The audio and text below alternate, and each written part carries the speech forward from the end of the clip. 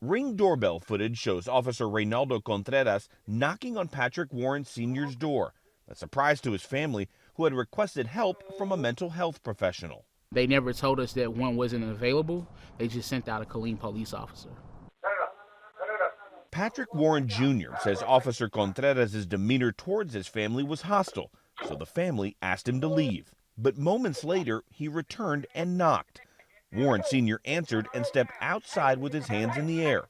His son says he noticed a red dot shining on the door. The only reason we got up and walked to the door is because we saw an infrared beam from a taser on the door, which concerned us. We heard a pop.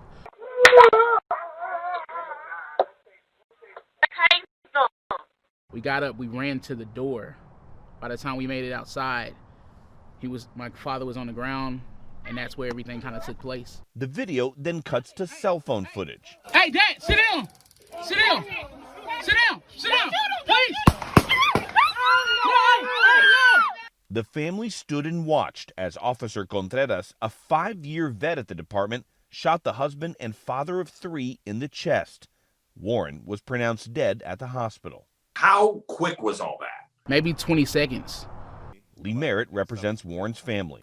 If they didn't have a mental health professional readily available to go see Mr. Warren, should they have not sent that officer in your mind? No, if they couldn't send someone with the training to deal with the crisis that was actually occurring, then it would have been better for them to send no one at all.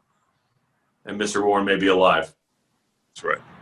Warren Jr. says his family is still processing their father's death, including his younger brother who has Down syndrome.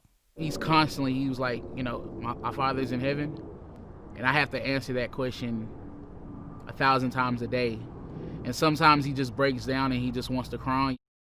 The Killeen Police Department has turned the investigation over to the Texas Rangers. There's no word on if or when the police body cam video will be released. Omar Villafranca, CBS News, Dallas.